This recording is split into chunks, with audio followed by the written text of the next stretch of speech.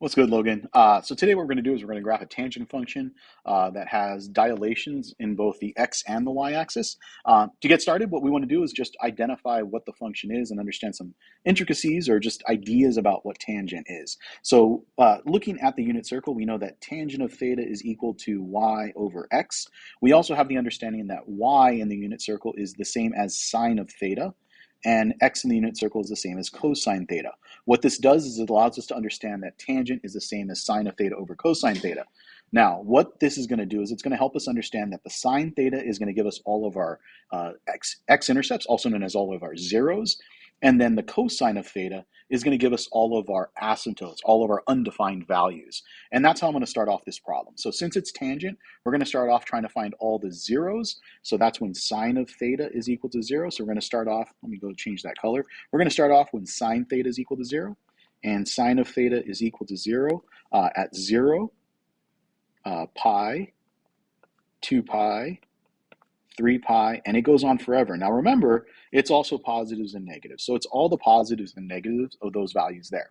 The second, and this right here, just so that we understand, this is going to be all of my x-intercepts or my zeros. X-intercepts slash zeros, depending on how you want to talk about those.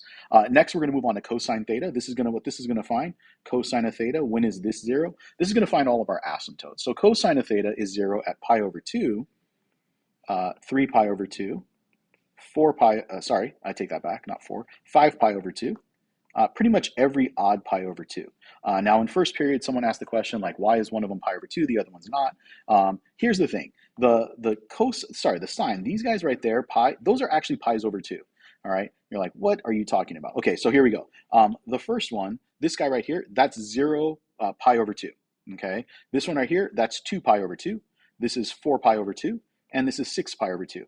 And you'll notice that the way we count is we go 0 pi over 2, 1 pi over 2, 2 pi over 2, 3 pi over 2, 4 pi over 2, 5 pi over 2, 6 pi over 2, 7 pi over 2, 8 pi over 2, and so forth. So they're all pi over 2s. They're all by increments of 90 degrees. It's just the even pi over 2s, they all simplify. All right, so that's just making sure we understand what's going on with why is one of them pi over 2 and the other one not. Technically, they're both pi over 2. It's just the even pi over 2s, they all simplify. Okay, so these guys right here, these are going to be our asymptotes.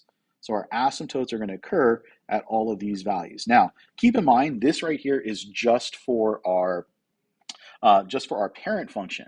Now, because we have the pi, this guy right here, because we have the b value is pi, what we're going to do is we're going to go ahead and say b is pi, and we're going to divide everything by pi. So we're going to divide all of this by pi, and we're going to divide all of this by pi. What this does is it gives us our transformation on the graph. So it's going to transform all of the functions. So when I transform all the functions, we're going to divide them all by pi or multiply by 1 over pi. So my 0, well, that divided by pi is 0. Pi divided by pi is 1. 2 pi divided by pi is 2. 3 pi divided by pi is 3. And we get 0, 1, 2, 3.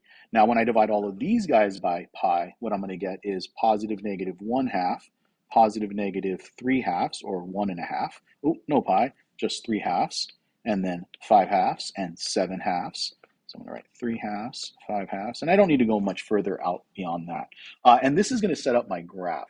So it's going to set up my backbone, my skeleton of my graph. So that's what I'm going to start with. So I'm going to graph my y-axis, and then we'll graph an x-axis, and I'll make sure to separate by a good amount. I think separating by 3 squares is kind of useful. Some people might go with 2 squares. It's really up to you. I don't care either way. So I'm going to go 3. So we're going to go 1, 2, 3, 4. And then I'm just going to marker off each of those. And I'm going to count switching between sine and cosine, which means going between asymptotes and zeros. So I'm going to start off with our zeros. So we're going to start off with these guys. Those are our x-intercepts. So it's going to be at 0. So we're going to have a 0 there. And then at 1, which would be, oh, and then we're going to alternate. So it's going to be 0 and then, actually, 0 and then 1. Oh, I'm realizing I'm doing this wrong. 1, and then this would be 2. All right. So these are going to be all of our x-intercepts. So we start off with our x-intercepts. Next, we're going to go into our asymptotes. So between 0 and 1, we got the 1/2. So you'll notice that we go 0 first, and then 1 is going to skip a up a line, and then 2 is going to skip a line.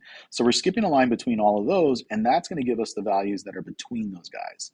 So these guys are going to be between my x-intercepts, essentially.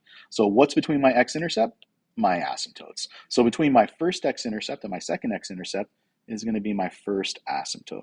So I'm going to draw an asymptote. You know what? I'm going to make this so it's a little bit easier to draw. So I'm going to make my first asymptote on 1/2. So we're going to set up our first asymptote right there. So there's our first asymptote, and then our second asymptote will be right there. And our third asymptote, if we wanted to put one, would be right here.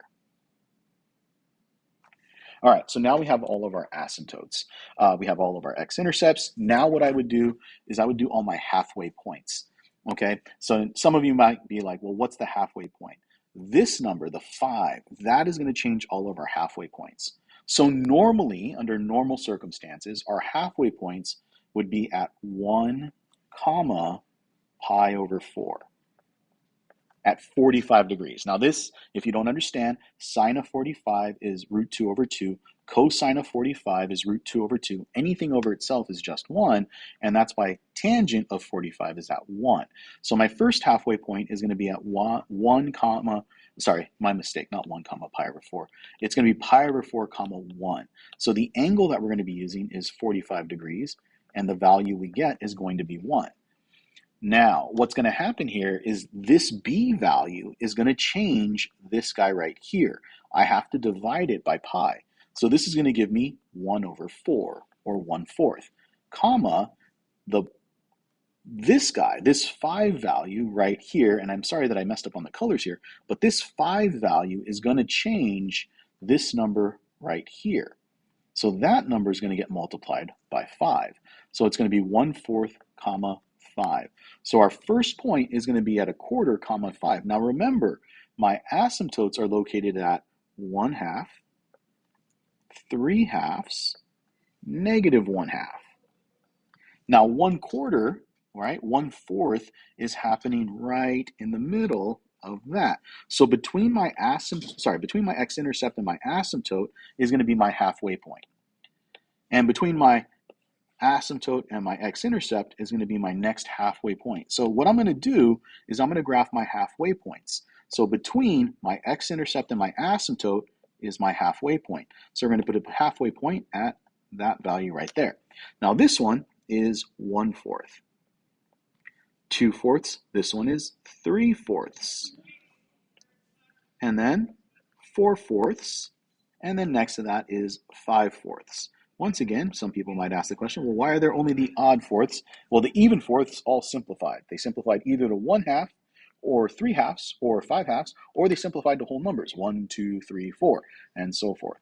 Okay, so now when I graph it, what I'm going to do is at my halfway points, I need to go up 5 spaces or down 5 spaces, depending on the quadrant that we're referencing. So the first one, it's going to go, and it's just going to oscillate. It's going to go up and down. So we're going to go up to about, I'm going to call this guy right here 5. So we're going to go up to 5, and we're going to go down to -5. So on the first one, my first halfway point is going to be at 1/4, comma 5. But then my next one at the 3/4 value is going to be not at 5, but at -5. And then my 5/4 is going to be at +5. And then my next one is going to be, that's going to be 7/4, by the way, is going to be at -5. All right. We pretty much have everything we need. I'm going to throw one more down on the negative end. It should look like that. We pretty much have it looking exactly as we need. We just need to understand how the graph is going to look. So now I need to connect my points. But when I connect my points, I get to my asymptote. And I need to remember that once you get to the asymptote, you kind of have to go up. Yeah, you have to follow it, right? So we need to make sure that we follow the asymptote. So as I'm graphing this, I'm going to kind of arc it through and use the asymptote as a guide. Over here, arc it through and use the asymptote as the guide. So we're using the asymptotes as our guides. And we get this like S-looking type curve. If I was to be more, not more accurate, but more blatant about it, it would kind of look more like this. So it would look like these types of curves. So when you're graphing tangent or cotangent, they should look like that. Tangent will generally look like this, and cotangent will look like that. All right. If you have any questions, please come back tomorrow. Let me know. Otherwise, best of luck on the homework tonight, and I'll talk to you guys tomorrow.